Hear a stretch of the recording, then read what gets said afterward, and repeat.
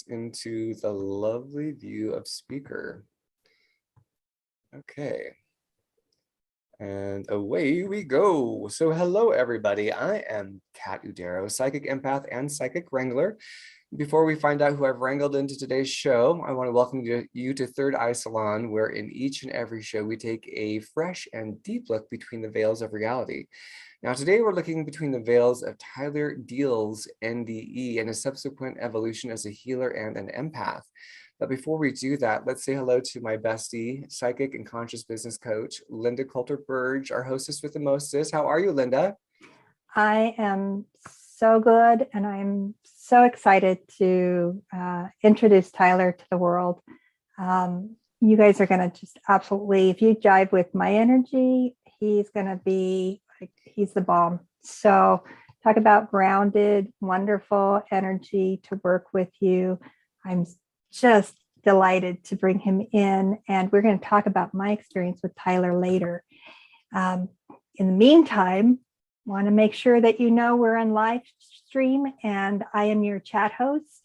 As always, I love deep conversation, but if you aren't playing nice, I'm going to boot you out. So my rule is play nice or get out, okay? We'll remember that because we're creating a safe place for people to talk. And with that, remember to like, share, and subscribe so we have more people on the channel to talk and chat and learn about all these wonderful things. Be sure to check out our podcasts. We have it on Apple and Spotify now. And join our Facebook group. We love to continue the discussion in our Facebook group, Third Eye Salon. What else? I want to thank everybody. You've been awesome donating to help Kat. He is, and all of us, but it's our channel that benefits. It brings more opportunity for us to bring people to help you. So thank you for that. We really appreciate it. And it shows, Kat, that all of his really hard work in setting up these amazing guests is appreciated. So we really thank you for that. And with that, Tyler, I am so excited that you're our guest this week. Can't say enough wonderful things. So welcome. Oh, me too. Thank you. Excellent. Yes. Tyler's in Hawaii. It's way early morning for him, so the sun's just coming up. I'm hashtag not jealous that he's getting to live in beautiful islands of Hawaii.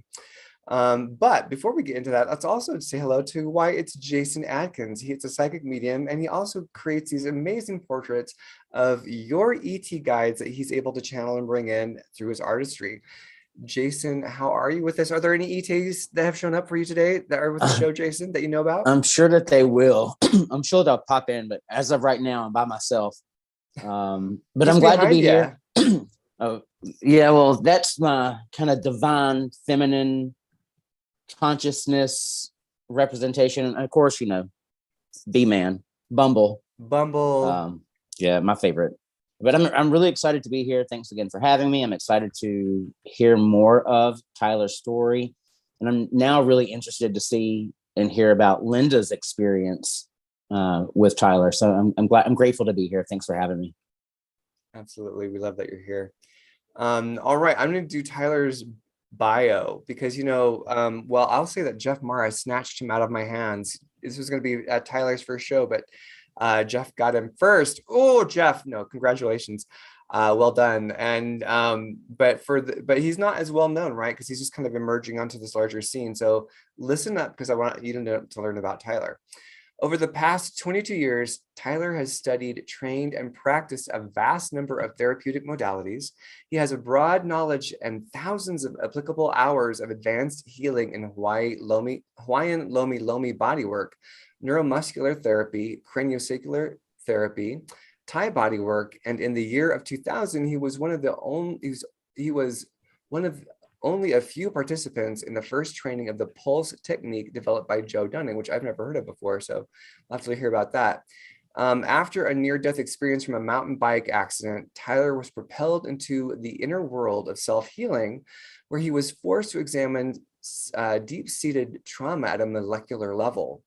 The self-healing has given Tyler inner gifts that have allowed him to connect more intimately with the earth, elemental spirits, and we just talked about elemental spirits last week with Tanis Hellowell, animals and plants, and to help people return to their beautiful core essence. His specialty is working with highly sensitive and empathic individuals. However, anyone is welcome to work with Tyler if they feel called to do so, which we highly recommend. He works remotely, assisting his clients with recalibrating the bioenergetics of the nervous system, the center of all body system functions, and spiritual integration. Spiritual evolution is the process of bringing more light into the nervous system. Over the years, Tyler has been described as a molecular empath, intuitive healer, elemental telepath, peacemaker, gifted writer, animal protector, and dad of 2 beautiful cats. So that's so dear. Hopefully, maybe we can see the cats later today in the show. But give us a thumbs up if you're excited to hear about Tyler's NDE and how his empathic evolution as a healer resulted from that NDE. I'm excited to hear more about it. Let's just back up here real quick. Tyler, what can you tell us about what the pulse technique is that's developed by Joe Dunning? So sure. I mean, she would be the one to explain it better than I could, really. But she was kind of an emerging, or she was like the go-to person when it came to like quantum healing and this idea of being able to clear patterns. And this was back in the late 90s, and also 2000 is when she actually started to teach it. So she came over to Hawaii, and there was a small group of us that she taught how to do this.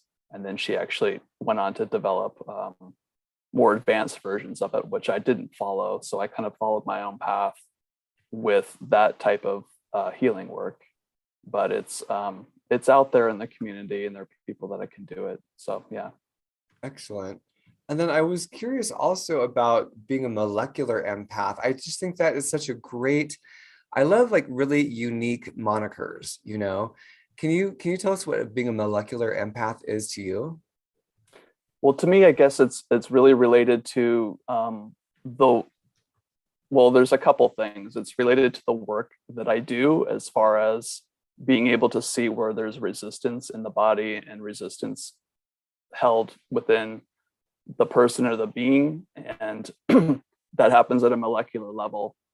And when more light comes into the body, it actually can release that molecule that's holding on to that charge, whether that be a trauma or an emotion, an old belief, something from past lives.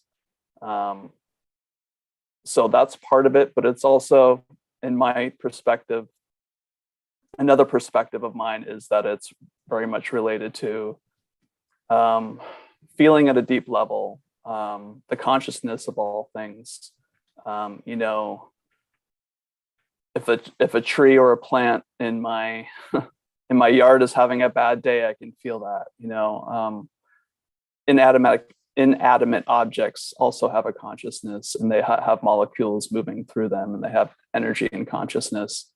So it's about developing a bond with them. And a bird might be grabbing a worm, and I could feel that worm squirming. So it's feeling at a very deep level, basically. Yeah, not to make it too complicated. Well, that's intense. It makes me think, you kind of live remotely in Hawaii, don't you?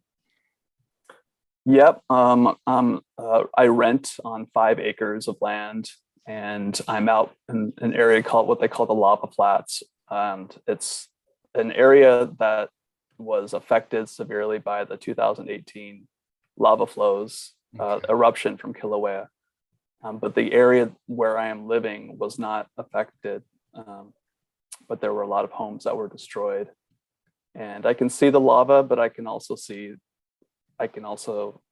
surrounded by the flora and the fauna and palm trees and the ohia trees. So it's a very interesting contrast. Well, the reason I bring it up is because you being so sensitive, it's probably grand to be away from large clusters of people. Like I imagine being in an apartment complex would be overwhelming when you're that sensitive. Yeah, that's true. Yeah. But I've kind of learned how to deal with being around crowds over the years. But it's nice. It's so much better just to be with the earth and with the elements, and that's where I can truly connect to who I am, being in that space for sure. Yeah, I can really feel that. And I think about being a molecular empath, where it's like you're listening to the song of that cluster of molecules in someone's body and hearing what that song is saying, if it's out of alignment, if it's singing in pain, if it's singing in discord, or what it's, what it's relaying to you, and you're able to translate, like hear and understand it in its native tongue because of your empathic abilities. That's what shows up for me, at least, and I feel into that. Yeah.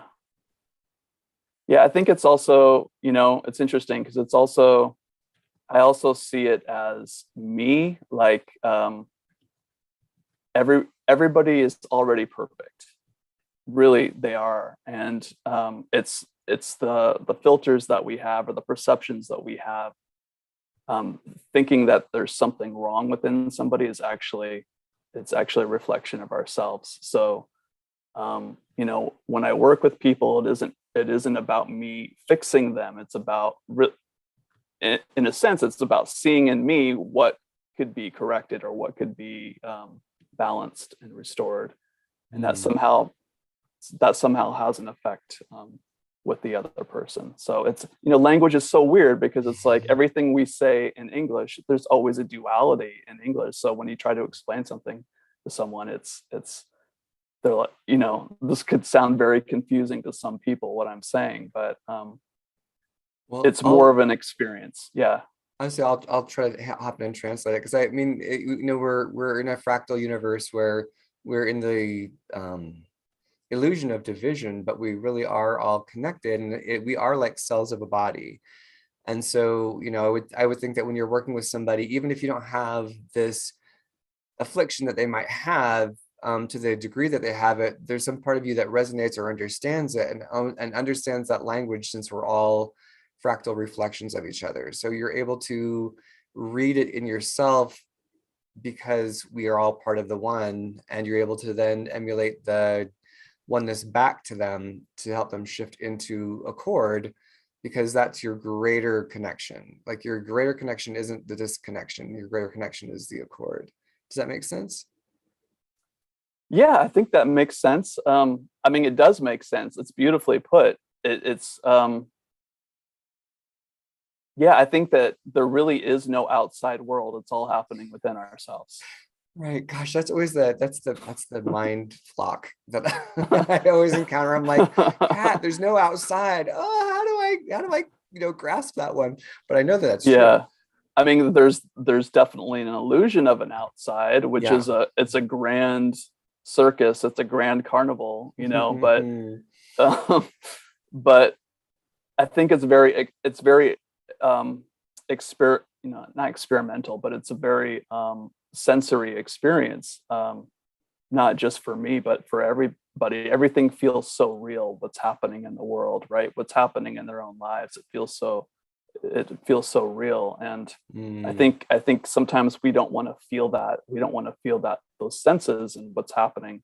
So that's where the resistance comes in. So even if like my one mission were to be, I didn't have any clients, I didn't do anything like that, but it were just to be like clearing that resistance and just going around the world, doing it silently, I would do that, because I'm not somebody that needs recognition or needs to be necessarily, out in the public eye. I just want to keep my heart open and be able to do what I can while I'm here. Which is why we need to get you in the public eye, because you don't have an agenda. Miss Linda May, did you have something you wanted to bring in? Yeah, I wanted to just tap onto that and talk about, that our outside world reflecting our inner beliefs. And so what we're focusing on, it's everything from the practical psychological side of it, because you all know I'm that practical person too, to the ethereal, that we're co-creating this world, and our collective consciousness, our oneness is helping to create this. And how we perceive that is all on the inside. What's happening to us and how we respond to it. So one of the things when you were talking, when I was growing up, I could feel the world the way you did. And it was so overpowering and so overwhelming that I tuned it down. And I was doing that, I was hearing the word attachment. I think that's a lot of the fear for empaths, is feeling it so strongly that it becomes an attachment. We're attached to what we're feeling versus observing it. I noticed when you were working with me, it was very much an observation. You were feeling it, you were observing it, but there was no attachment. And that was one of the reasons I felt really comfortable working with you, was that I didn't, my space, your space, even though we're all connected, these spaces that we walk around in, these suits, are receptors to energy and our connection with everything that's going on. So I just wanted to talk to everybody, because we're all empaths that are watching this. I can pretty much guarantee everyone who's attracted to this show is an empath. And I'm guessing that maybe I'm projecting, but that's something that other people have come across. So that's all I wanted to say. Yeah, that's beautiful. Great. Well, let's move into your NDE, because I think that's one of the things that we really want to unpack for people, and just because it's kind of like the baseline. And you can check out like a big bite of Mr. Tyler's NDE in the clip I provided a couple days ago on our channel. But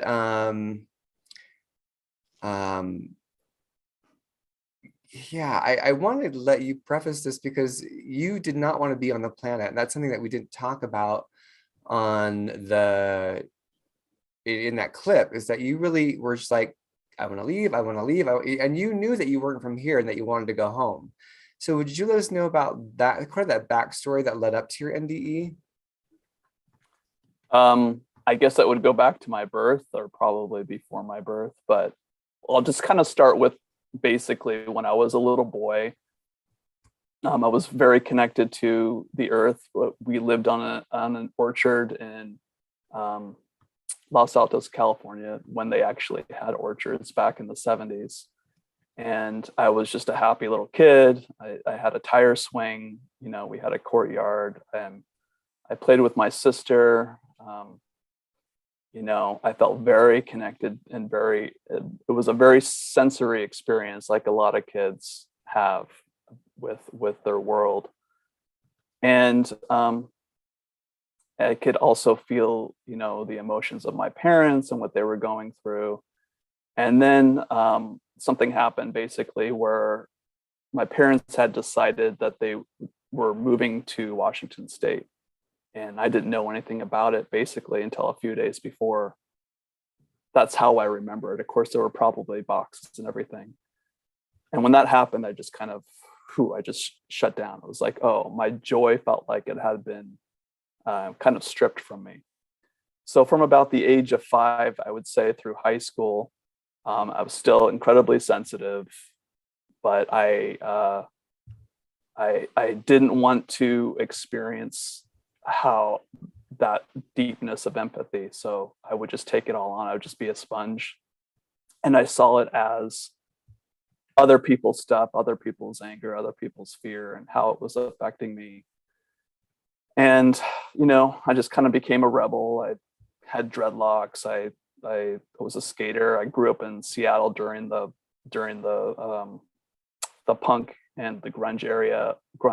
So I'd go out to, see all these bands every weekend.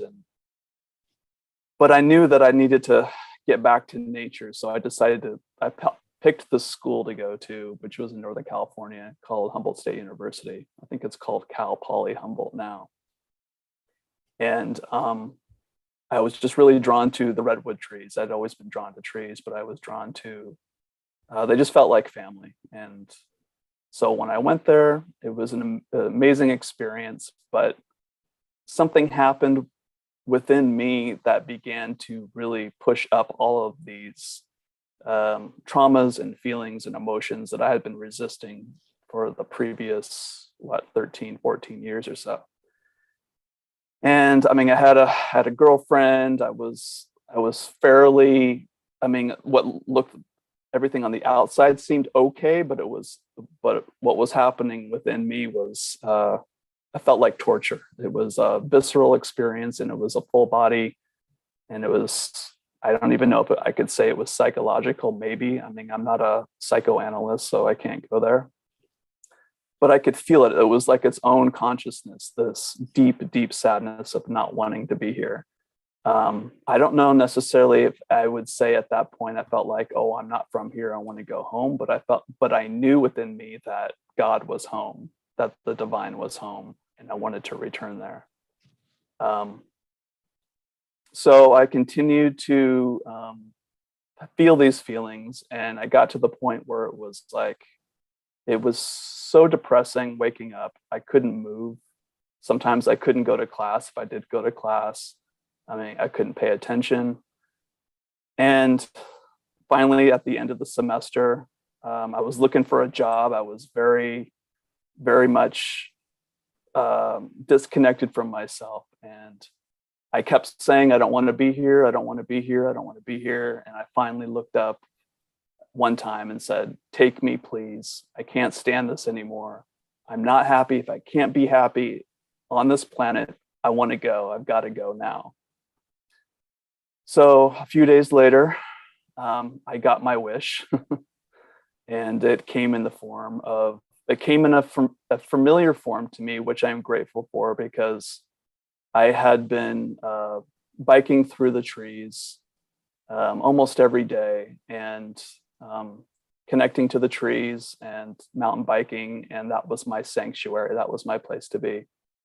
So this day basically was no different. I got up early in the morning. It was, I don't know, 9 o'clock in the morning or so. The fog usually at that time of the year comes from the ocean, and it comes through the trees, and then it will clear around 10 o'clock or noon. And I was hitting all of the familiar spots, and that I decided, after, I would say, I don't know, maybe a few hours or so just biking through, I decided to go back home. And as I was going down the hill, I hit a jump, and I flew off the jump. Someone had actually built the jump higher than it had been what I was used to. It was almost completely vertical. And I took the jump, and as soon as I hit it, I'm like, I'm dead. That's it. Because my body, my muscle memory wasn't familiar with it. And so I came down front, and my head and my neck, and that's what actually slipped my C7 disc, and then my back. And I just remember basically the thump and feeling that, and then my consciousness was out. Time's very, very fluid. Time really doesn't make sense how we know it here on Earth. And I don't know how much time I've gone by, but I do remember my next memory being floating in the air, not as my body floating, not like an astral projection or like a lucid type experience, like a lucid dream, but it was me. It was my consciousness. I was familiar with myself.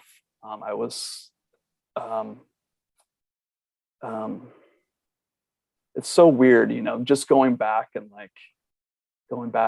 experiencing it, because when I talk about it, it's like I know it's right there, Anyway, so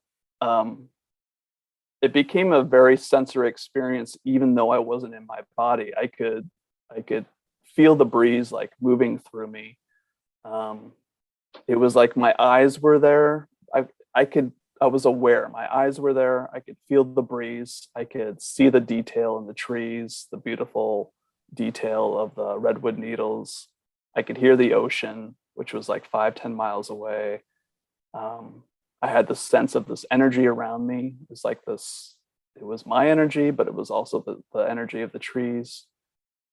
And I felt this complete peace at the same time. It was just the silence that I think we all kind of seek, or maybe I'm projecting, but that's something that at that time that I was looking for in the madness of my depression. It was the silence that felt so good. And I remember looking down at my body and just seeing it all kind of curled up, dead. I was like, oh, that's me dead, you know. But I was also given a choice, and I can't say it was from, you know, some being or from God or whatever, but it was a direct cognition choice. Do you want to go further and explore, or do you want to go back? And as soon as that question came, I said, I don't want to die. And as soon as I said, I don't want to die, I was in my body feeling my pain, trying to catch my breath, breathing. My body couldn't move. I could feel like the electrical pain going up and down my spine. That was my nervous system trying to kind of recalibrate itself as probably my spirit was coming back into my body.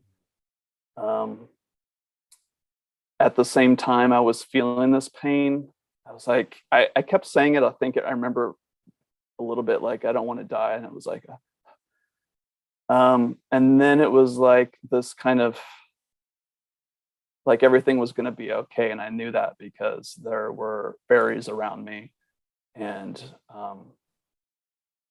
they were kind of flying around me and giggling and like, dude, don't worry, you know, like it's okay, you know. And that kind of lightened things up for me.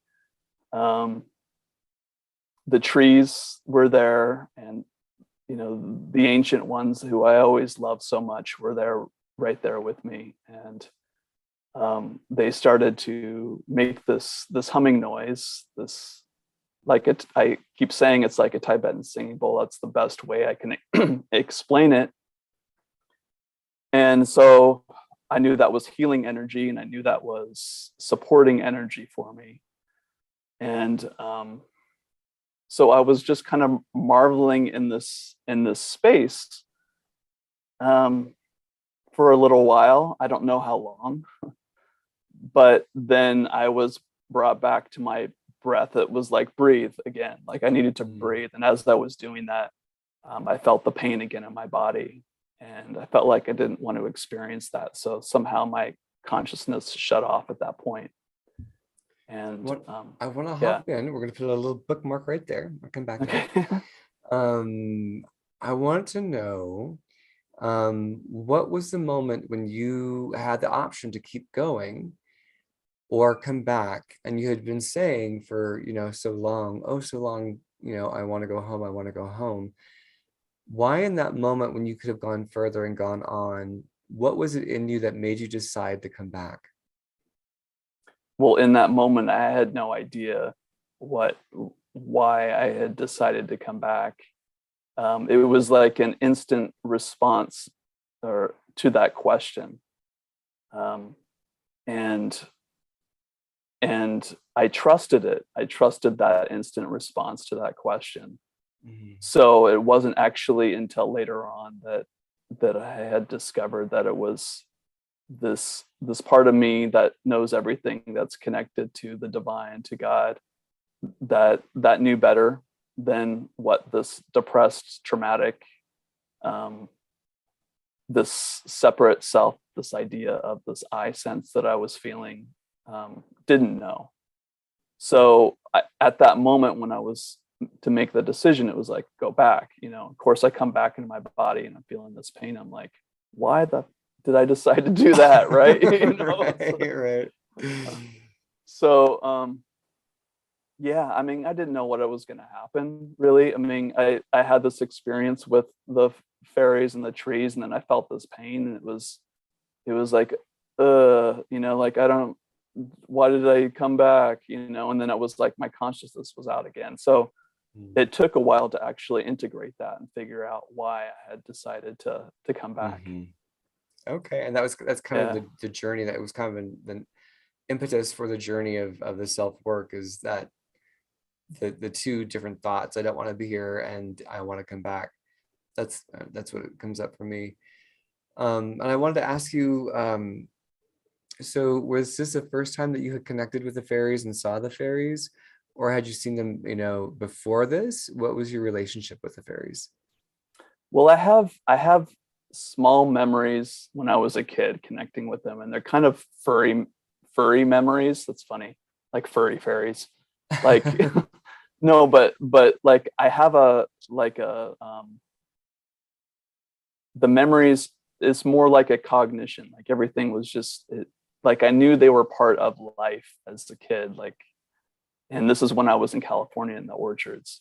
But jumping forward, I was really in love with somebody prior to my accident.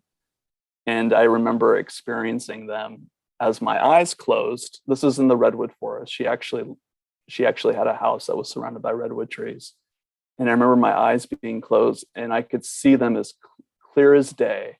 And I attribute to this of having an open heart.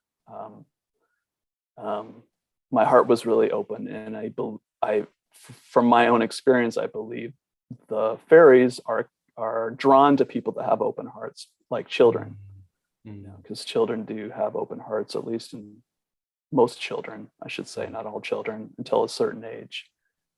So that experience, I could say, happened within a year previous to my NDE. But then when my NDE happened, or in the middle of it, my eyes were open, they were fuzzy. So it was like I could actually see them, even though my vision was a little blurry. It's an interesting thing. It's like my vision was blurry, my physical vision, but this vision up here was more clear and open.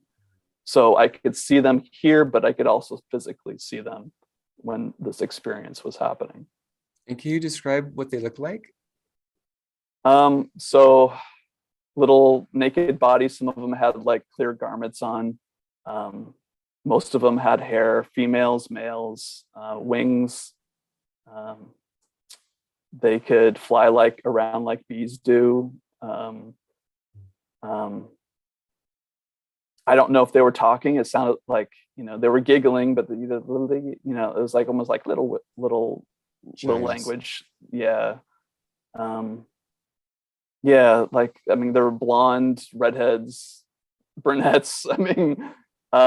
So Were they like fair skinned, dark skinned, a combination? I would say a combination of, yeah. Nice. How big were they? We have a question from the audience. How big were they? How big were they? That's a good question, because I think they can change their their depth perception. Like maybe like around this big, but then I could see them really small, like out far away. So I don't know if they were like zooming themselves in to change their size. Maybe just to show me,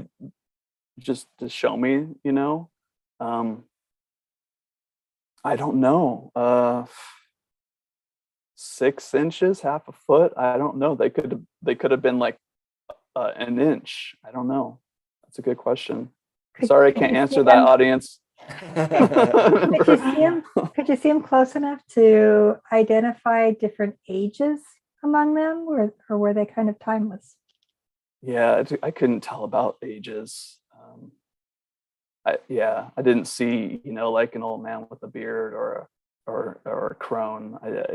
They seemed fairly youthful, but they could have been thousands of years old. Who knows? Right. Did you have any questions, Mr. Jason? Everybody's asking the questions that I would have asked. I do like the tree, the interaction with the tree really resonates with me, or the trees. Like I've had I've named the trees in my front yard and my backyard. Like the two big ones, Jessica and Jennifer, their names, they're both female. But there's a tree down the road from me on my street that a couple of years back, they came in and they cut all of the limbs off. So essentially it was a giant tree trunk in their yard. Over the years, now you would never know. You would never know that they came in and they trimmed all these dead limbs away. Like it's come back. And I was sitting on my front porch one day, and I swear, like in my head, I heard the tree. The tree said, "Can I share my energy with you?" And I was like, what? I was so honored. I was like, please. I was like, thank you. So, 30 minutes, an hour, I'm sitting there and like, I can feel like the energy. I'm just like 4 or 5 houses down, like I almost started to cry. It was so sweet. And just, like I said, I was honored, and then I'm like, oh my God, Jason, you're talking to this tree, like you're talking to this tree. You're crazy.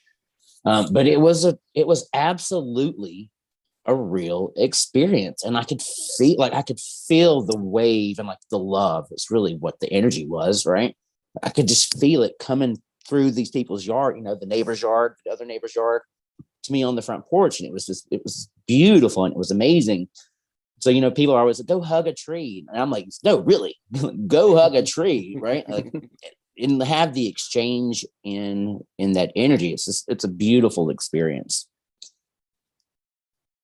That's awesome, Jason. Right on. Glad you had that. We had oh, sorry, go ahead. Well, Nancy Lee asked a question if you could see their auras of the fairies. I don't think that necessarily I was really paying attention to that. They definitely have a glow, like, yeah, maybe that's an aura. I don't know. I felt like they had a glow around them. Sorry, was it all the same color? It felt like it was like a light indigo, kind of like a periwinkle type indigo. If I think about it, it's interesting when you ask the question because it's actually bringing back some memories and just kind of seeing it now. Yeah, like between like white light and kind of like a indigo periwinkle type. Yeah, but I don't even know if that's an aura. Maybe it's like they can orb and then take off or something, because sometimes I see orbs around the trees and stuff like that now. So I think they have the ability to like transform and transmutate and stuff like that. I don't know. I'm not somebody that's a fairy expert, so I only know my own experience of it. And yeah, I think that's valid. It's just people are, I think we just had this talk about last week about elementals. And so I think we're all kind of keen on understanding elementals a little bit better. I do have another question here. Resident Goddess Angela Anderson asks, the fairy / trees / ancient ones were present to greet you, and which I think is really sweet. In hindsight, do you now recognize yourself as having an aspect represented by one of these races? So I guess I'm saying, do you feel like in the terms of Tanis Hallowell, our guest last week, do you feel like maybe you're an elemental hybrid, that you have maybe an element like a fairy soul or anything, or a tree soul, or because I see you as a spirit, as a nature spirit myself, but how do you recognize yourself? Yeah, great question. Thank you, Angela. How I see myself, I think it changes. I know, like a lot of us, we've come from different places, but I also know that I've been on this planet for a very long time. So I kind of feel like this is home, basically. The trees, yeah, they feel like they are family to me. I don't know if I'm answering your question, but I feel like, so when I came back down to California after years and saw the trees, I felt like it was like coming home. Like I knew them and they knew me. And it wasn't a mental concept like, oh, hello. That could happen for some people. Sometimes I do hear trees talk in that way, but it was more like, oh, hi, thank you for being here. We've missed you. And that's how I felt. And it was this welcoming feeling that was, I could just go hang out in the forest all day and I'd be perfectly happy. Maybe I am a nature type spirit. I don't know. I mean, I love nature. So yeah. Yeah, absolutely. And I mean, I think that, again, we're all part of everything. Just a little quick follow-up. Angela was asking, do you feel like you channel the energies of the trees or the fairies or any of these beings, these elemental beings that you're connected to? Do I feel like I channel them? Yeah. Either energies or healing energies. As far as like my own work, or as far as just like on a day-to-day. Does the energy come through you when you're living your life or doing your work? I just feel like you're part of them personally, but yeah, that's kind of how I feel. I think I don't feel like I channel them, because I just kind of feel like I am a part of them. It's hard to explain. I can't say that. I mean, there's a tree I'm looking at now. It's an Albizia type tree that my mom actually, she had said, "Oh, that's Sally," and then I was like, "Oh, okay, that is Sally," and like Sally's looking at me right now. I'm looking at Sally, and there's like this love, and so I don't know if I'm like channeling Sally, or Sally's just sending me love, or I'm a part of Sally. Sally's a part of me, and she's got beautiful little pink flowers that come and then drop. So that's a snippet of like what my experience is. But if let's say I'm walking through the woods, or we have a ohia forest here, or there's many ohia forests, but there's one up by the volcano. So if I'm walking through, let's say, and I'm walking through, and then I get the sense of like there's like this one tree right there that's like, "Hey dude, like what's up?" Then I'll turn to it and be like, "Oh, hey, what's up?" But it's not like it's more of like a recognition and an honoring, as opposed to like, sitting down and having a cup of tea. So, hope that answers your question, Angela. Like saying hello to your neighbors. No, that's great. I think it's great. Yeah. Can I add one little snippet before we move on? I have a friend who brought this discussion to me about her grandson, who, when she takes him for walks, will run up and hug the trees. And sometimes she says, I have to wait for half an hour while he decides that a tree needs extra loving, and he'll climb up in it and sit with the tree. And then she says he'll get up and say, okay, the tree's better now, and then move. And so I think it's this collaboration that's happening with the trees, that you're just in communion with them. It's so dear. I had a tree experience I'll share just real quick, since we're all sharing our tree experiences.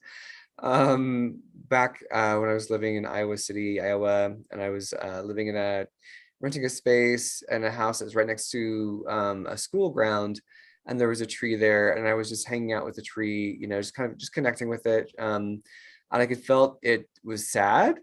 And it was like, I miss the kids. Like it used to not, because there was a fence now between that tree and the schoolyard before, where there wasn't one. And it was one of those things where it's like, oh, the kids used to come and play with the tree. It was just this very like intuitive understanding, empathic understanding, that this tree was like, yeah, I miss the kids. I miss the kids coming over and playing with me.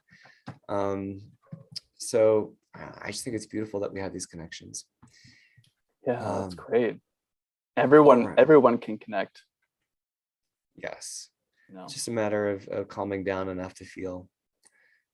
All right, so let's open back where we got a bookmark. We're gonna open the book back up and into the story of, so you were there on the ground, you lose consciousness because basically you're in so much pain, your body's like, bye-bye. And so you go unconscious, and then what do you experience? So the next thing I remember is being in the hospital. I didn't know it was a hospital at the time until like this doctor was leaning over me, and he was kind of kooky looking. Everything had been surreal up to that point, so it was like it didn't make it any different. He had like, he kind of looked like this. He had curly, wiry hair, and he had these spectacles on and this mustache, and he was, looking over me, over my body, and he was saying that you're very lucky. You're very lucky. You didn't break anything. And I'm like, what? He's like, you're very lucky. You're alive. You're alive. And I'm like, thinking like, who are you? Like, I had no idea this guy's like, he's celebrating that I'm alive, and I don't even know who he is. And you know, and then he was starting to ask me questions. What's your name? And I didn't know. And, you know, where do you live? I didn't know. And, you know, he even asked me, he's like, are you a man or a woman? And I was like, I don't know. And do you know any phone numbers? And I finally blurted out a phone number. It was from a family friend. And they were dear friends of my parents that lived in that town. And so I didn't even know where that number came from. It was just like, it needed to come out, and I expressed that. So they came and got me. It was the same day. It was a little bit later in the evening. So I don't even know. I can just say that maybe 9 or 10 hours had passed during that day where that whole experience happened. I don't know where I was within that time frame. So it was I didn't break anything. They gave me some painkillers. I was lying on their couch at their home for maybe a few days, maybe a week. I think it was like around a week until there was arrangements made for my mom to come down and pick me up. But I was laying there on the couch, experiencing this pain and taking pain medication. But I could, you know, like the next day, I remembered my name, and then I started to remember, you know, oh, I go to Humboldt State University. Oh, I live in a country house with 5 other people. And I started to remember all of these things, and but I could also feel my connection to my family, my earthly family, my mom, my dad, and my sister. I could feel them, and I could feel their concern and, you know, their sadness and their anxiety and worry about like their son. So that was like something that I always had, but it was like very clear. That was kind of like the very first thing of like, oh, okay, so now you're gonna start experiencing this emotion and this the sensitivity now. And I didn't know that right then at that moment, but that was the beginning of me going into that place of experiencing all those accumulated molecules, like what I explained earlier, and starting to break up the past, basically getting rid of the past that was driving my present. And so what next? So I went up to Washington. My core focus was to heal this pain in my body because it was unbearable. I had seen some specialists. I got an MRI. I had a severe concussion. I saw a neurologist. They gave me pain medication and told me just to rest. I knew that there were other ways to heal myself that would have been more effective. So I sought those out, and those included massage eventually. I didn't get massage right away because everything was too painful, but I found this man named John Trey Stiles. He had a practice in Washington. I think it's now in Albuquerque, New Mexico. And he's incredibly gifted, network chiropractic. If anybody doesn't know what network chiropractic is, it's a very light touch chiropractic method. It's non-invasive, and it deals with the nervous system and bringing balance back to harmony, allowing the body to develop its own ability to heal itself. So I started seeing him. I think it was first twice a week, and then it was once a week, and then once a week for 6 to 9 months. And he had really helped me incredibly. He was able to shift and move energy and explain to me what was going on. And he was one person that helped me. And I think there were other people that were kind of helping me through the traumatic emotional aspects of what I was going through.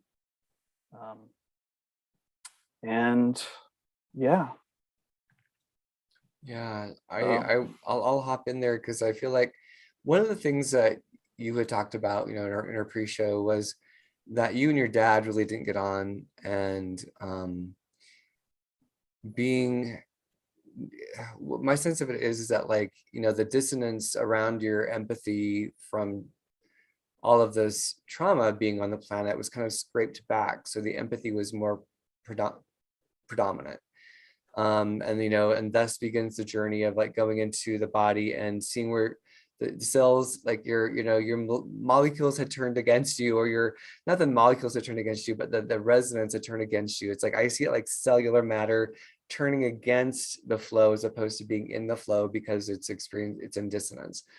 And so I just want to know if you would touch on what you experienced in terms of your relationship with your father and how that looked from this new clarity of empathic awareness. So my relationship with my father, just in general, prior to my NDE, or? Yeah, and just like the transformation that went through as you went through your healing, how your relationship healed. So I looking back at it now, it's actually quite different. My perception of my relationship with my parents is quite different than how it was. So I'll kind of explain how my perception then was, and then you know, without boring anybody. No. Okay. It's so like personal, it's universal. So, yeah.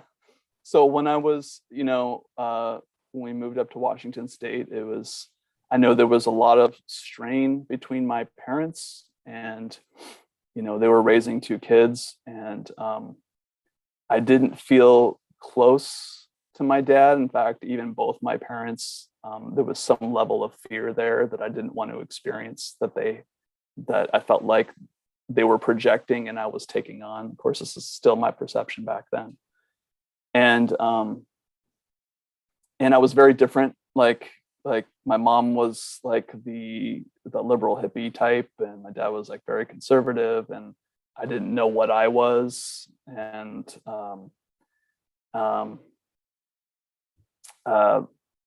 you know, there wasn't any physical abuse, but it was like this level of fear and not knowing what was ever going to happen in the household, which made it really hard to not feel that fear constantly. And so I basically separated myself from my dad, but later I had discovered that he was trying to help me and trying to be the father that in the best way he knew how. But I didn't see that then at all. So I didn't want to have anything to do with him a lot of the time. I didn't want to have anything to do with even with my mom too. Became a latchkey kid eventually, and just, you know, did my own thing. But I think that some of the experiences that I had as a kid that I don't feel comfortable going into right now, mm-hmm.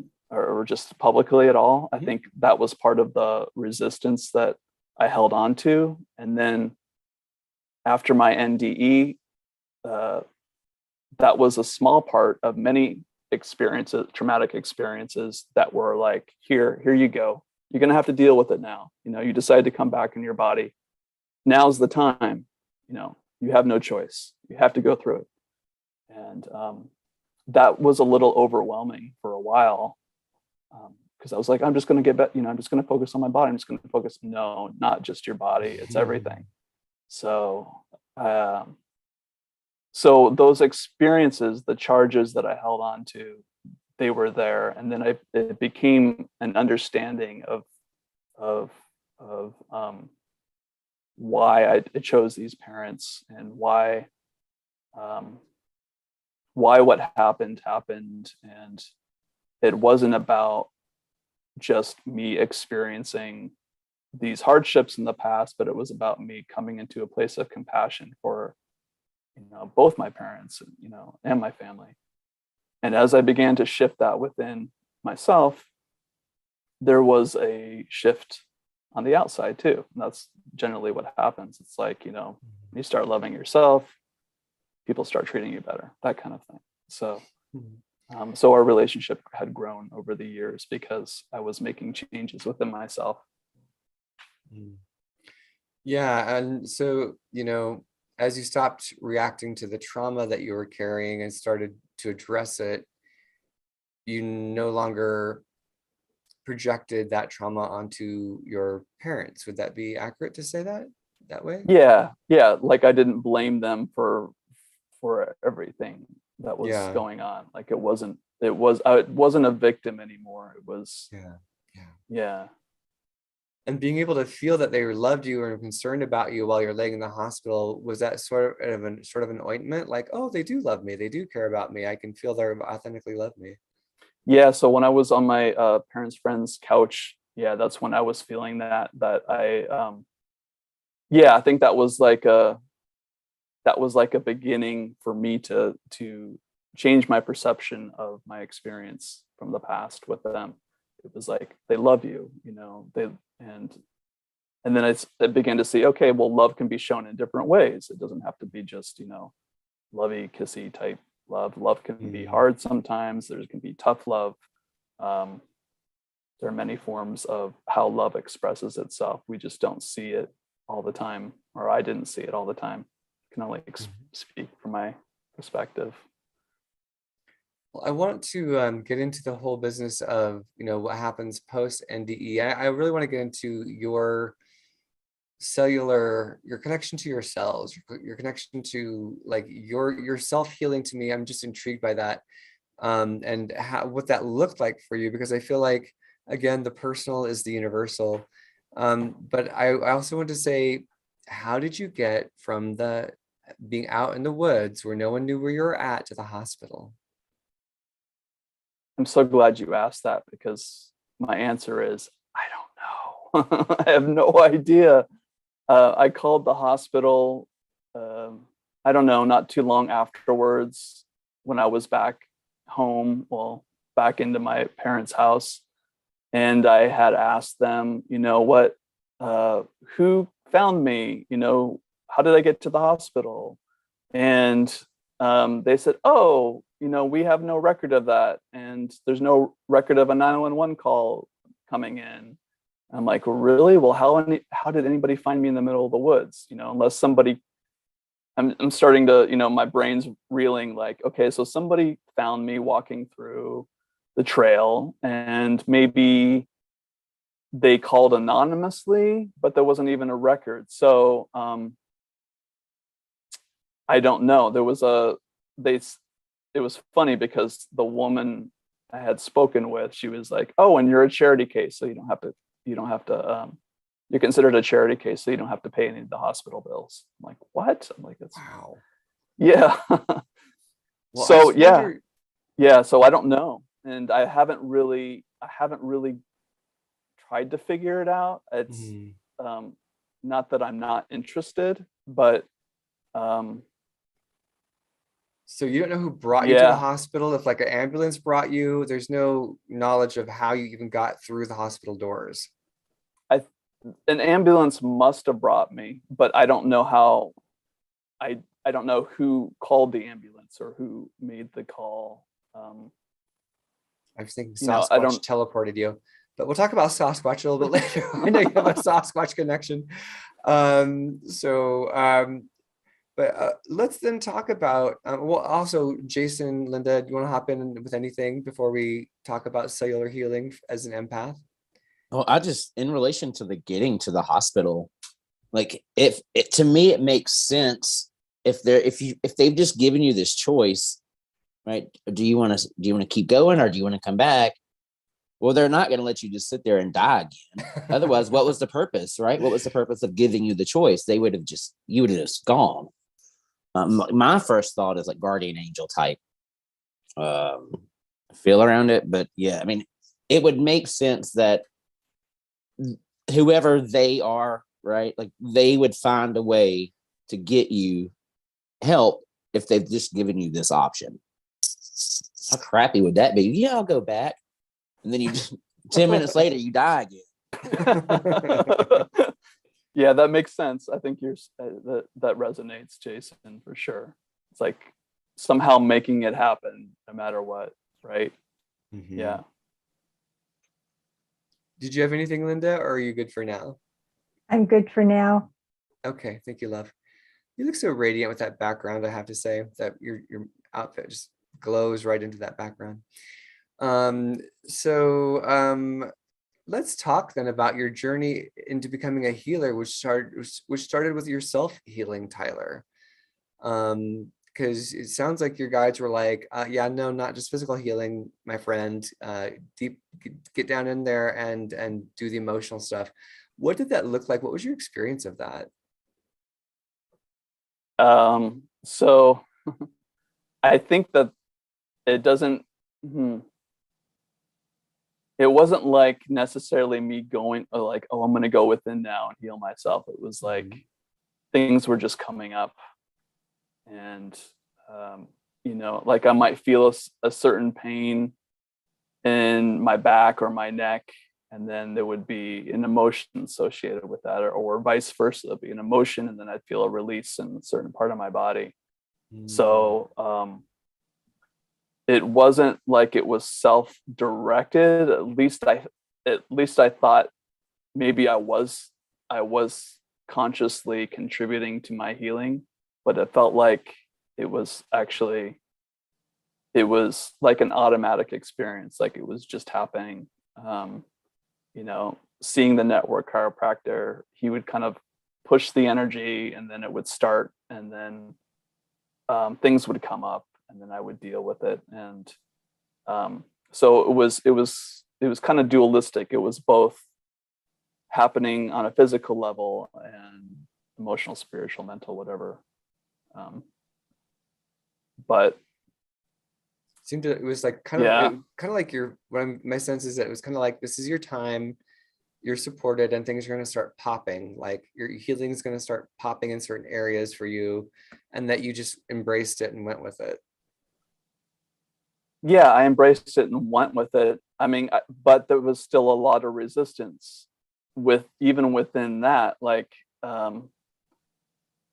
because it took a while to actually, for me, I mean, it's taken many years for me to actually discover how to clear and to heal and to work on my body and to get healthy. And at the time, right after my NDE, I was like, okay, just the body, I want to feel better in the body, feel better. And then the emotions were there. I'm like, oh, so I wasn't like adept in knowing how to deal with everything. There was still resistance. Like, maybe I think there was some resistance of being around my family. I wanted, less than a year later, after my NDE, I got a passport and I took off and went to Australia. And it's almost like, I just wanted to get away as far as possible and just deal with myself. So there, I mean, and there's still resistance today. I mean, I'm not like some angel that can, I mean, we're all angels in a way, but, I feel I'm humble because it's an experience that's very personal. And I think we all have our relationship with the divine, with source, with life, our being on this earth is all very personal. It's something that's hard to teach and say, okay, this is what you do to get to enlightenment, or this is what you do to get to, you can't do that because everyone is so completely different. And once we figure that out for ourselves, then we can find the connection with others. So it has taken years, and I felt that I wanted to learn body work to help heal myself and to help others as well. So that's when I ended up going to massage school. I saw a woman here in Hawaii. Her name is Auntie Margaret Machado, and she has passed since then. She was a kahuna in Lomi Lomi, and she taught me Lomi Lomi Hawaiian bodywork. And then I ended up going to a place called Heartwood Institute in the same part of Northern California where I had gone to college previously, kind of close to the redwoods, but not quite there. And I took a nine-month program and advanced massage therapy. And then there were the courses that I took afterwards. So it was really about coming into my body, or at least being here, just being grounded and being in the earth, not so much worried about having mystical experiences. I just wanted to be like, just, a human in this body and be happy. So, so my body work, learning body work has helped me. And then also receiving body work has helped me, and giving it as well in tremendous ways. Does that answer your question? Yeah, yeah. And I want to talk to you about your healing work and how that looks for you, and then and segue into your experience, working with Linda.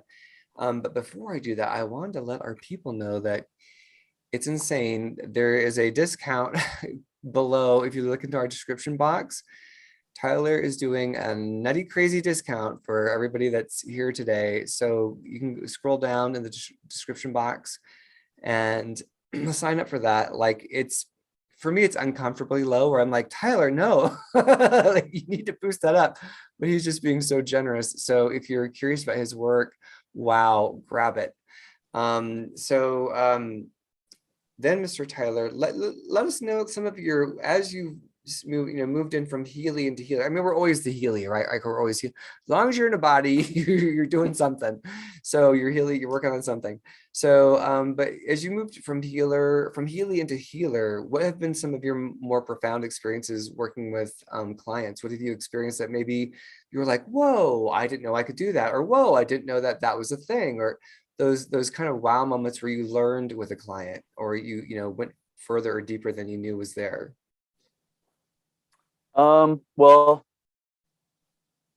I think it's all a discovery. I don't like talking about specific clients and their experiences, because that's confidential. Of course.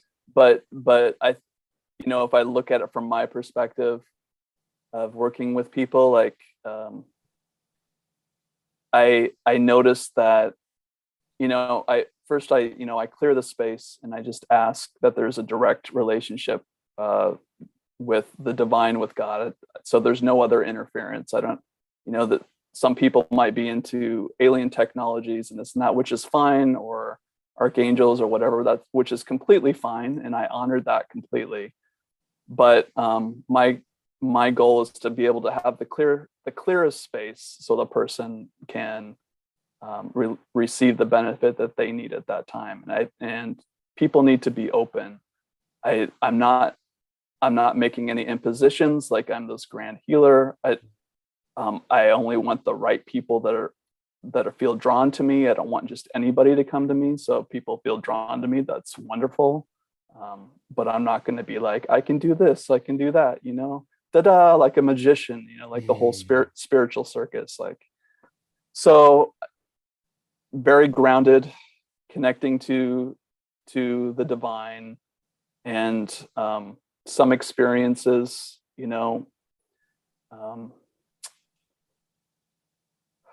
there's been physical healings, which is great. Emotional healings, people that felt fear their whole life don't feel fear anymore. Heart openings, people that haven't, had trouble with opening their hearts to other people can now do that more clearly and openly. I tend to have one of my cats comes around. He's a little black and white tuxedo when I do sessions, and he hangs out. I actually had a session with somebody like last week, and they said, "Oh, is your black and white cat there?" Because I think they saw him in a video that I did, and I said, "Yeah, he's like right here." He was like on my bed, like sleeping. So people have insights, like if they didn't know where to go and have a situation with a business situation, or with a partner, or with something in the past, they'll have an insight that comes up. But this is all their experience. They just reflect back to me that something is happening, and which makes me happy, because I can somehow be of service in that way. Mm-hmm. I'll say, because I also had a session with Tyler as well, and you hit upon it's like one of the most basic core fundamental things, but hadn't been doing it and hadn't been knowing how to do it. But it was this phrase that you were like, in Hawaii, one of the core, I'm paraphrasing, One of the core things that you do, with Hawaii healing is is the phrase "I love you," and you just repeat "I love you, I love you, I love you" over to yourself, over and over again. And I was like, ah, fudge. I was like, yeah, that's pretty much, that kind of hits the nail on the head. And just starting to initiate that got the wheels rolling in the right direction, because I've been through a lot this last winter. And so it's like I would get the wheels going and then they get cockeyed, they get them going, they go cockeyed again, and I just couldn't get moving in a succinctly in a forward direction, because I just kept kind of veering off and crashing, having to recollect myself. So just that simple knowing to say that to me has gotten me, I've been so much more functional, so much more consistently functional. But now I would like to kind of toss the mic over to Linda and say, Linda, what was your experience? Because you were so generous in sharing it with us, but it was so profound. I would love to have the two of you reflect on that. Yeah, I actually really I told Tyler I'm his exception to no talking rule, because I really want to share both his perspective of working on me, providing that healing, and mine during the process, because I wanted to give some validation to what I experienced with him, and that I also experienced a lot of validation afterwards as I went through my day, which was amazing. So I want to start out just saying how grounded he was when he was working on me. And I will say working with me, because we really, when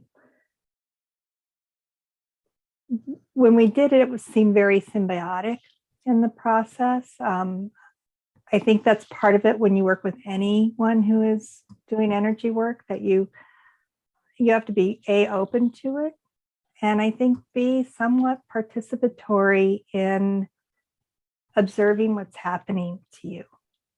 And so I really want to say how much I appreciate how grounded you were, and that I felt very safe in working with you. Kind of very practical, which I appreciate, because that's where I go. And one of the things I liked was that Tyler talked about what he was seeing.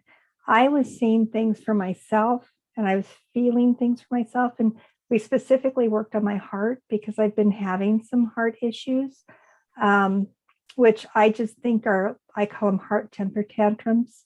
Listen to me. Shaking. Listen to me. And I've always been aware of my heart. I've always been aware of feeling all parts of my heart. I can feel it beat all the time. And I've been feeling this pull, this tug. And the way I describe it is like a thread pulling on fabric. Feeling this in the back of my heart. And I didn't say any of this to Tyler when he was working on me.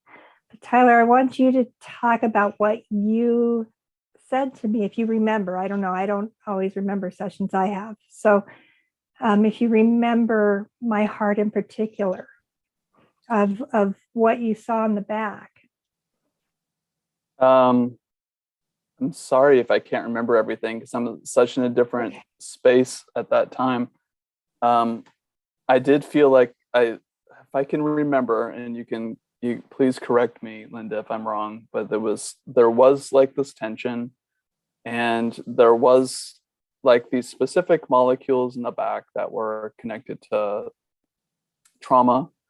And I just, working with you, seeing that tension was like this, and then it began to release. It was like the hands of God. That's what I got. And I saw these two like white hands come down and touch from the back, the heart, and from your heart from the back. And is that what you're talking about? Yeah, and you actually called out some neural pathways or something in the back that were flaring and that were attached. You kept using the word attached. Okay, yeah. So, reactive. Right. So there were some molecules there that were reacting to what you were experiencing in your life at that time. And yeah, I saw those breaking up and releasing, and it was like your heart went from like this to it was starting to loosen up. Yeah. And I also, one of the things we talked about, and Kat knows this, a couple of weeks ago, I have a lot of people that I care about that are, in various stages of transitioning. And one of them's heart related, one of them's lung related. But there's all those emotions and entanglements with that. And I really realized I was wanting to cut some of those cords in the way that I've dealt with it in the past, because I tend to be like the green. I remember as a kid watching Star Trek, and that green woman that would take on people's crap and mutate it and release it, transform it, but she felt it all. Well, I can do that. I've had that. Kat knows my experiences with that, with my mom passing, helped me through that when I took a lot of her stuff on. And so I didn't want to take on OPS, other people's shit, so, and realized I was. So I was cutting that, and I decided to have this white cord that was just one way, going out to show support, but not having it go both ways. And that it turned out exactly what Tyler was seeing attached to that area in the back. And he described it exactly as I see it. And when he asked, cool. and for it to be healed, for it to be transmuted within me, he said it dissipated like ash. And as he was describing that, before he described it, I saw that.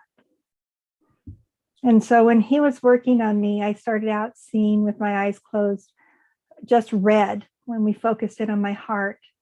And then it shifted to this, my favorite indigo blue. That's my connection. When I see that, with waves of green, and they would just kind of do this movement up and through my heart. And I could see that as he was working on me. And I could feel that release. And the last thing I saw was this thread of indigo, sewing up that area of my heart. And I could feel my heart just kind of release, and kind of a sigh, kind of someone listened. And the fluttering I've been having is down about 50% since I worked with Tyler. So I really want to talk about how I was very aware of what was happening, and we confirmed each other's observations throughout. So cool. That's so cool, Linda. Yeah. And then the fun part, because of course I'm always one that likes confirmation. I went over to a friend's house. You had asked me if I had any animals. I said no. I went over to a friend's house and walked in, and her cat from across the room popped up, looked at me, took off running at me, did this 3 feet away from me spin on the carpet, and landed like a baseball player coming into home run on its back for me to rub its tummy, her tummy. And this is a cat who would not come near me, wouldn't go near anyone. But it's like she saw this radiant light walking in and just had to be a part of it. And so I loved that whole experience. That cat just let me love on it for a good 5 minutes. Until I had to actually get up because my legs were falling asleep. It would have stayed there all day. She would have stayed there all day. And and then I went to the post office, opened up the door for a couple people. The second guy that came through stopped, got his back kind of arched, and he turned around. Like, what was that kind of feeling? and he got this big grin on his face, and he reached into his wallet and he handed me this piece of paper in a plastic bag. And he said, "This is for you." And it had things he liked to eat. And it's like, okay, thank you. Thank you.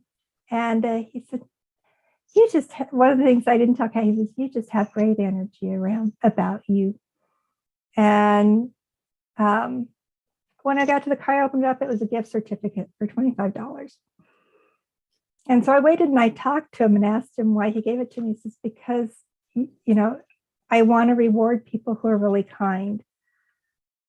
And it was like, oh my gosh. I mean, that's how my parents raised me. I don't think that's anything special to open a door for someone, but apparently nowadays it is. But just it was more his walking past and just freezing and spinning around. Like, what was that? And so, I love those outside confirmations. Nice. Right on. Yeah. Well, it's all you, really. I can, yeah, you just released that resistance that you were ready to. And like you said, you have to be ready, right? So, and then people are drawn to that because of that.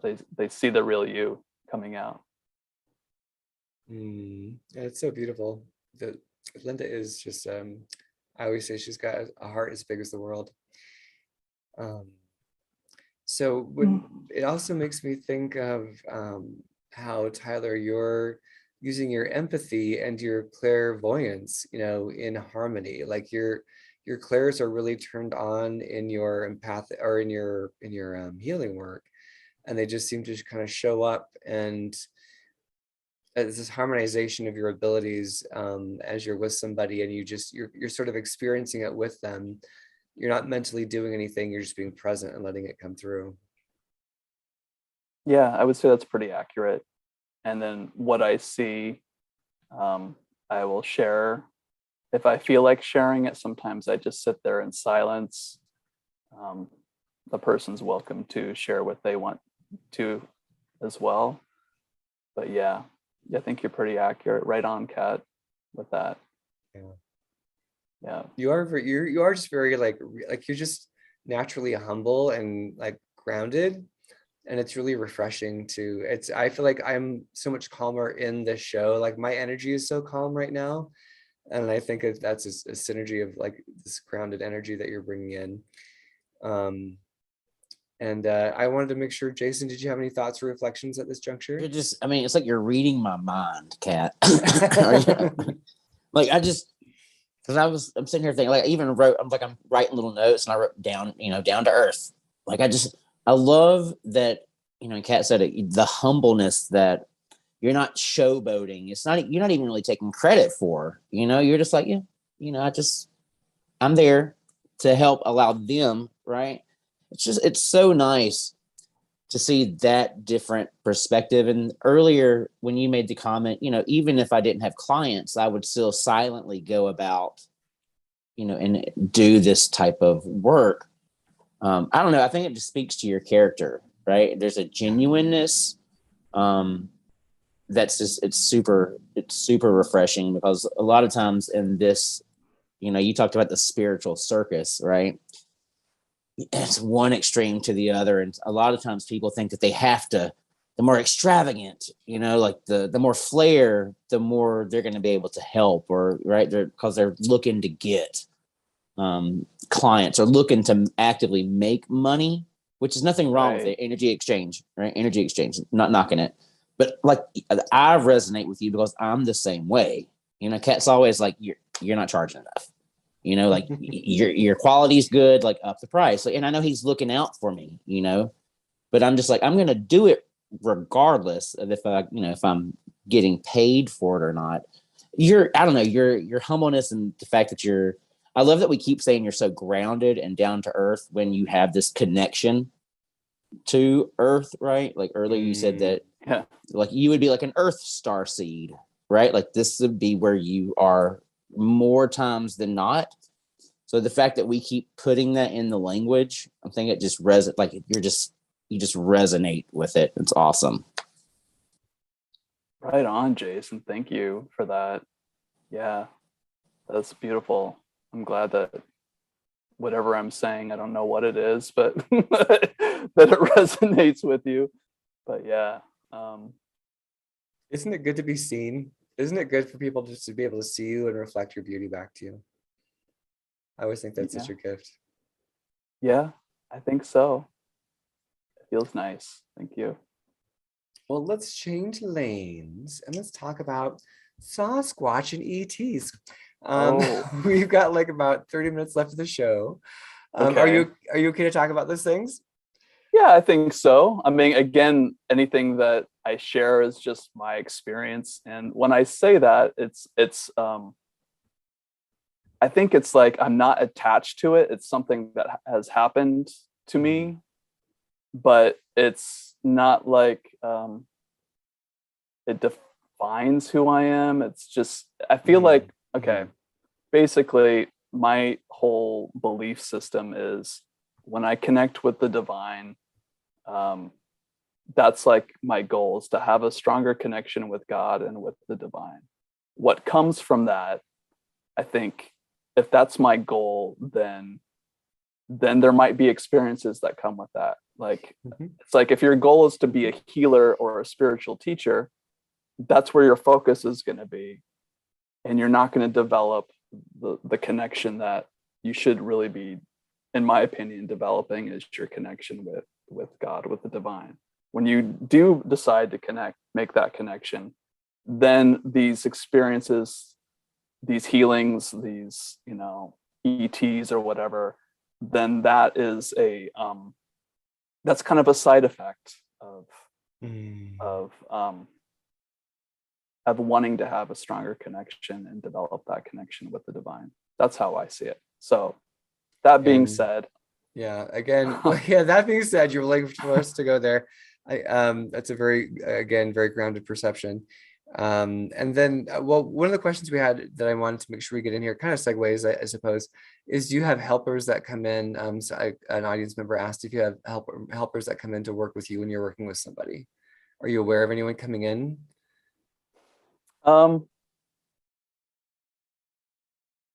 No, I usually just, I don't want anybody to come in. I kind of clear the space, like it's just me, the divine, and the person. I would say that I do see perceptions of the other person I'm working with.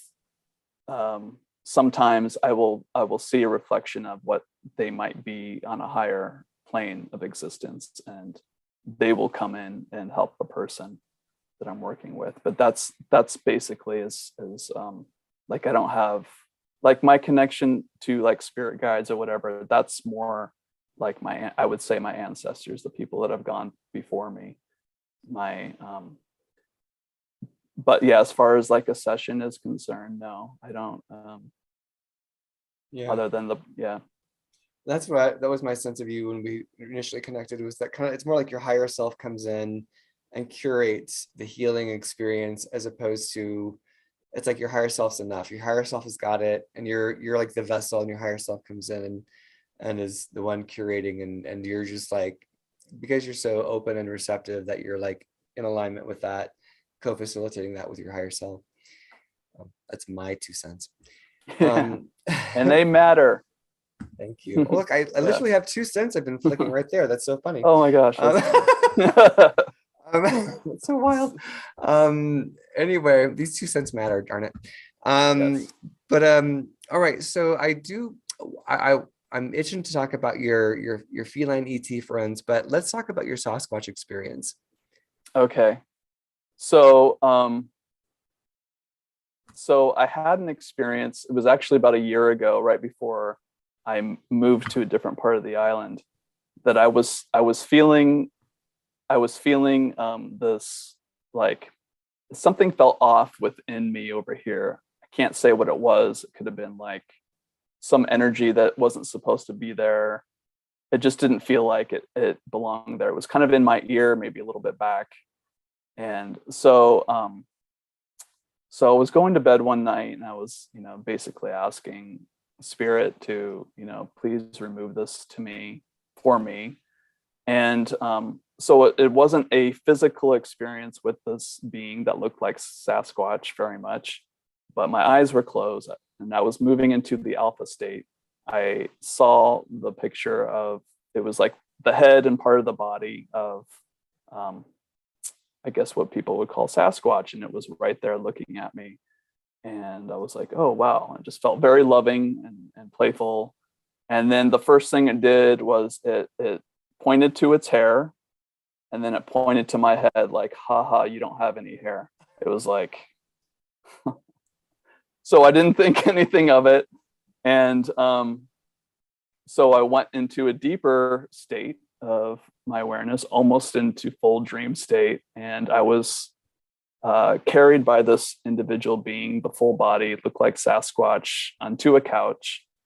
And he just kind of did some work over here and pulled out whatever was there.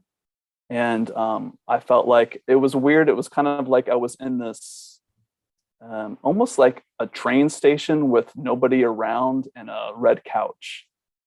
And after he did that, he just kind of smiled at me. And I remember waking up and I didn't have that pain anymore in that part of the body. It's like, cool, that was cool. So yeah, that was my experience. And then in 2002, I read this book called Angelic Realities, The Survival Handbook by Ashiana Dean. And I remember there's some distinct pictures in there of what are called like the guardian races or the founders races. And they also have pictures of what they call intruder races. So I remember reading the book and being fascinated by it, and then seeing the picture of the guardians. And when I went to, and within that picture, there is a Sasquatch looking character, as well as a mantis looking character and some other beings there. And I remember going to bed again. I'm in Maui and I'm on my bed and just feeling their presence surround me. It was like I probably had read like halfway of the book, and then seeing them like in my third eye vision and feeling their presence all around me. I was like, oh, okay, so this could maybe be my like star family from a long time ago. And they were part of what they call the guardian races. So, and then I didn't really think anything of it, it's like, well, I thought of it. I was like, okay, but I didn't explore it further. In other words, like they haven't really shown up since. Like I sometimes feel that same energy around me, but it's like not like a veil, but it's like I could go there if I wanted to, but I haven't really explored it, so, or have had any desire to explore it too much anyway. Well, I was going to share an image that you had shared with me. And so just to say, for legal reasons, this is not my image. I do not claim legal rights to any of this. This is just simply a beautiful, I think, representation of who we got hanging out with us. And then, so I'm going to do a little quick screen share. And then as you see that, Tyler, if there's anyone you want to point to in this collective, do you recognize anyone there that you would say, because this is the image that you had shared with me. This is from the Guardians. I guess it says Guardians not shown or listed below, but this is from the book that Tyler was talking about. Is there anyone there that there's our friend Sasquatch, it looks like. Yeah, so that's what he, and it was a male energy. That's what he looked like. And then above, there's I think it's on the previous page that I shared with you. They actually tell you who each one of these people are, okay, where they come from. But above the Sasquatch looking guy is a mantis. Mm-hmm. And but I like when I read this book and I saw these beings, and then I went to bed that night and I felt like they were family, and I felt like they were surrounded me. So I saw this same, all of them actually were surrounding me, like saying hello. Yeah. Awesome. Thank you. And I'll see if I can find that the link to that book. But would you tell us about your cat friends? My cat friends. Well, I have. I'd say it's my cats in the physical world here that I have are small representations of cat beings called hatur, and they're basically they're bipedal, two-legged beings with that look like cat faces, basically. And I feel like they are protectors of me. I don't see them all the time. I don't see them that often, actually, but I can feel their presence. But I have a cat that's I know is a hatur, one of my cats in smaller form, and I know that's one of my my guardians. And how do you, because I've not heard of a hatur before, how would you spell that? I believe it's HA like apostrophe ATUR, or it could be HAAHTUR. I don't know exactly. It's something like that. Yeah. Okay. Yeah, and it's like when I, if I'm seeing them correctly, it's like they do have tiny little ears I see up here. And they seem, are they kind of, would you say that, do they have fur or are they furless? They seem a little kind of more like furless, like this kind of almost crossbred of races to me. They've got fur. They got fur? Yeah, okay. They got fur. Yeah. Yeah. They're like they're like a cat, basically. Yeah. Okay. But they stand on their hind legs, or they're like bipedal. So yeah, I'm looking at one right now. I mean, but in small form, like he's on my bed. Right. I'm not gonna wake him. I would bring him over here, but he's like 23 pounds, so a little heavy. Wow. So Yeah. So what do you feel like? So you feel like they're your guardian people, or what do you feel like your connection is with them? With the hatur. Mm-hmm. Yeah, I think they're part of the same guardians as that I had shown you. There's the guardian races are there's a lot of them, and they are here to help Earth make transition at this time. And I would say that it's also connected to what people call the indigos, which has been kind of blown up into the spiritual community, indigo children, which we don't really know what all the information is about indigo children, but I know that I'm one, and I came here a long time ago. It's just a knowing that I have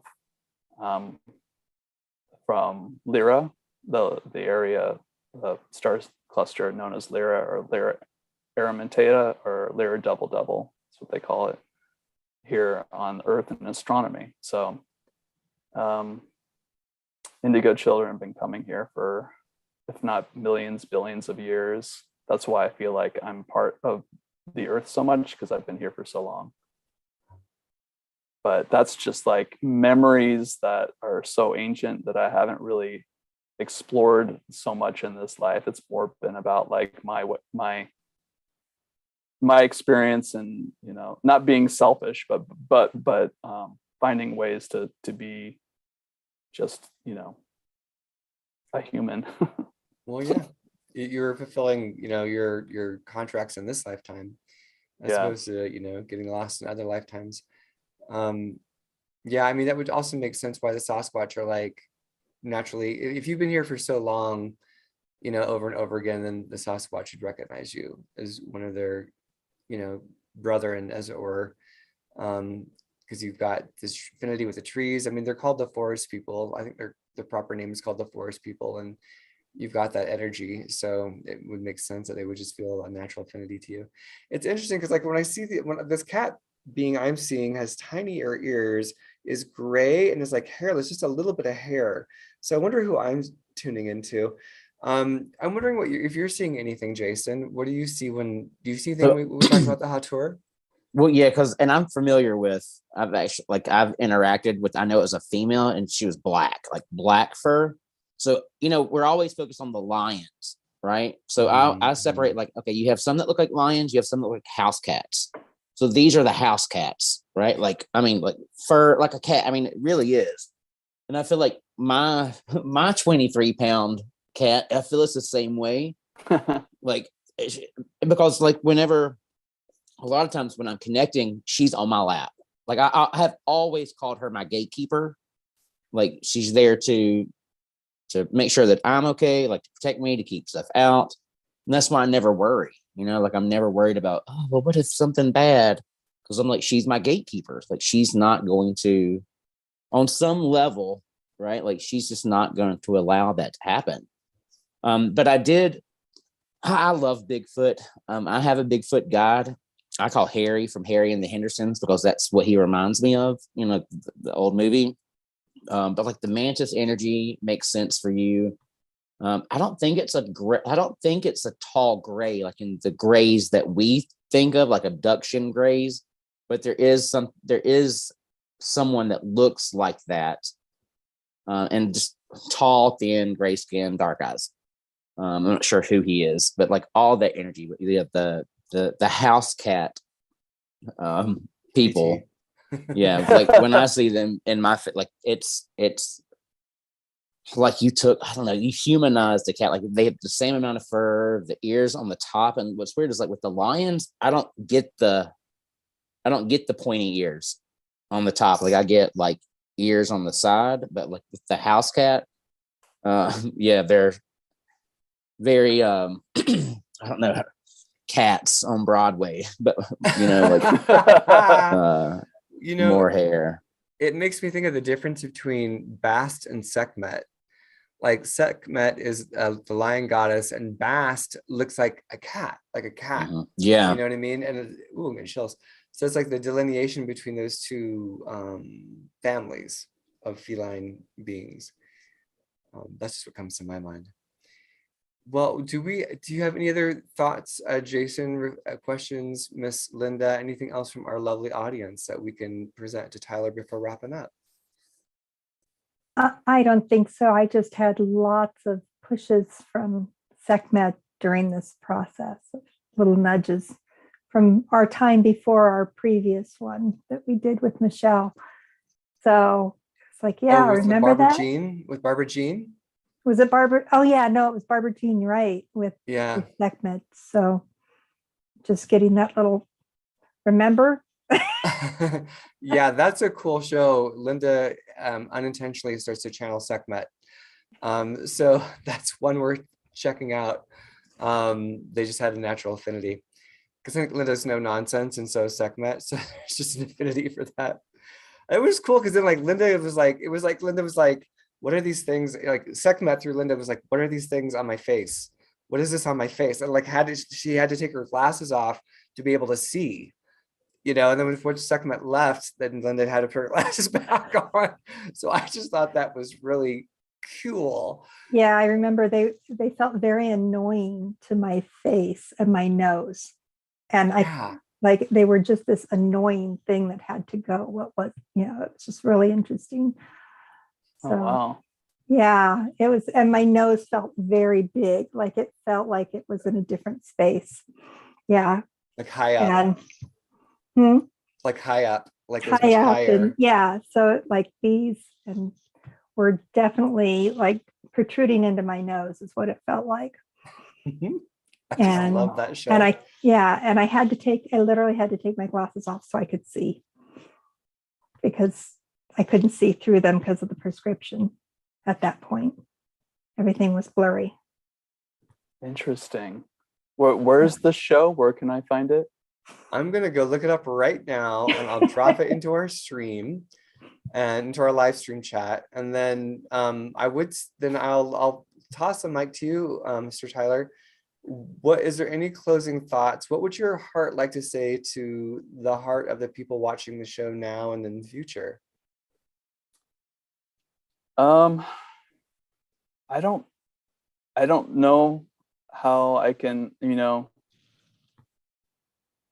it's interesting. I'm not here to teach anything to anybody or to impose anything. I want people to be happy. And I just, I want people to really appreciate who they are. And I think that would be the one thing I would tell people is, and not like the self-love, like, the Instagram, look at me type self-love. I'm talking about like, just whatever you're going through, whatever is happening in your life,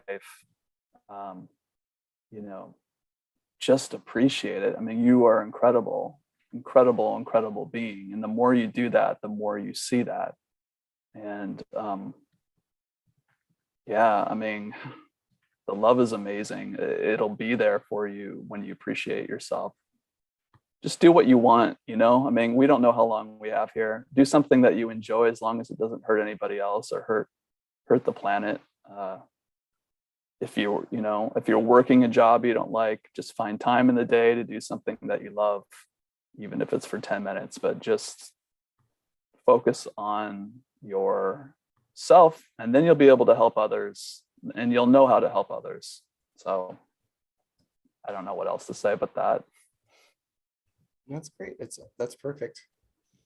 And then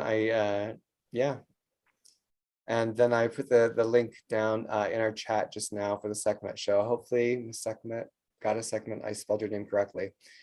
And Laura says that you have a lovely energy. Oh, thanks, Laura. So you guys are awesome. Really encouraging everybody to just open up their energy to resonate with Tyler's, because he does have such great grounding energy. And one of the things I really picked up is that tube. Some of you have heard me talk about that tube that I create above and below, and I really feel that with him as well. There's that strong resonance and movement of energy, but very grounded. I think that's one of the gifts you have, Tyler, is in sometimes when you work with people, that presence comes through and just really helps bring things into that groundedness. Thank you. Thank you for those words. Thank you for sharing your experience too. And the kitty confirmation, I love that. I love the kitty confirmation. That cat just did the most amazing spin and slide. maybe if the cat was feeling the Hauteur energy and was like, oh, I know this one. I know this. She's been touched by Hauteur. Like that emoji with the cat with the heart eyes, it's just, wow. The new show on NBC, Touched by a Hauteur, not touched by an angel. But... That'll be on the Third Eye Salon channel, Touched by a Hauteur. All right, Ms. Linda, I'm going to toss you the mic if you want to start our gratitude list. Of course.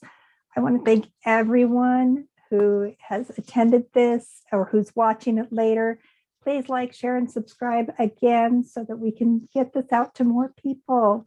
And thank you for being a part of our Third Eye Salon Facebook group. You guys are phenomenal. We have such good interchanges there and people helping people in the group. I love when I see that, when everyone's encouraging everyone else and giving support. Thank you so much. Make sure you take advantage of Tyler's offer in the bottom. It's an amazing offer. And I really did enjoy working with him. We'll do it again. And so that's in the link. And as well as Jason, those beautiful paintings in the back. Wouldn't you like one? Of your people. Yes, of your people. Go there and check him out. And as always, I'll see you next week. We love you. Thank you for supporting us and for being such an amazing audience. And with that, Kat, I'm going to pass it to you so we can talk about next week.